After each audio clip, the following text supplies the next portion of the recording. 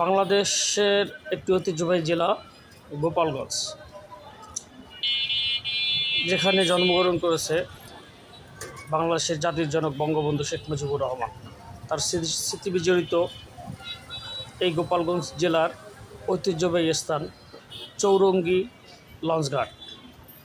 অসাধারণ পরিবেশ, মনোমুগ্ধকর। এটি সদর জেলার মেইন রোডকে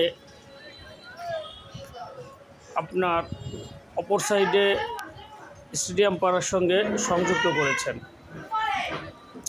এখানে আছে জাতীয় মসজিদ,